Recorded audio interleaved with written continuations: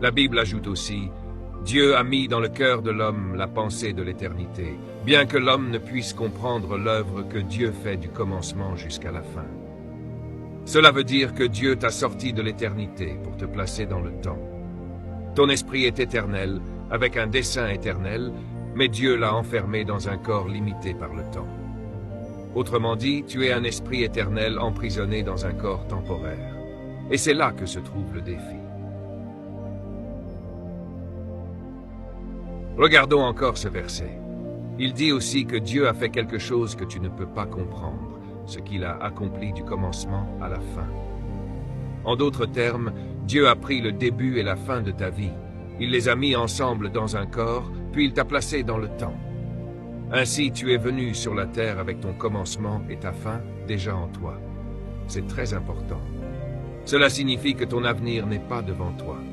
Nous pensons toujours marcher vers notre avenir, et c'est pourquoi nous dépendons trop des autres, des relations, des connexions, de la faveur des gens. Mais ton avenir n'est pas devant toi, il est déjà en toi. Tu portes ta propre matière première. Voilà pourquoi ton avenir ne dépend pas de ton environnement extérieur. Parfois, tu es entouré de gens qui ne t'aiment pas. Ce n'est pas grave. Tant que toi tu crois en toi, ce qui est en toi finira par éclore.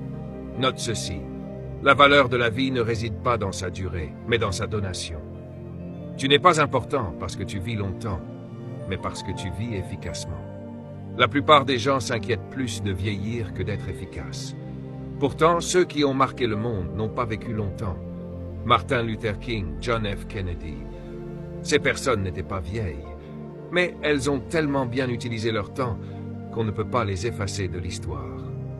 Le plus vieil homme de la Bible, c'est Mathusalem.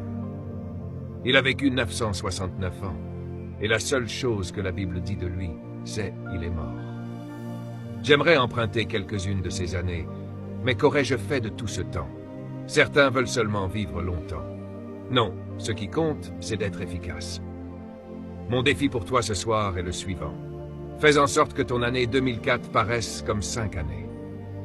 Décide d'accomplir tellement de choses avec concentration et détermination que les gens auront l'impression que tu as vécu 5 ans en une seule année. Et cela est possible si tu choisis de suivre le dessein de Dieu pour ta vie. Ne perds pas ton temps. En 2004, choisis des amis qui t'aident à atteindre ton but. Lis des livres qui t'emmènent vers ta destinée. Mange ce qui garde ton corps en forme pour accomplir ta mission. Dis Amen. Il y a des amis que tu dois quitter ce soir à minuit si tu veux réaliser ton rêve. Et il y a de nouvelles relations que tu dois nouer pour arriver à destination. Parce que ton avenir n'est pas devant toi, il est en toi.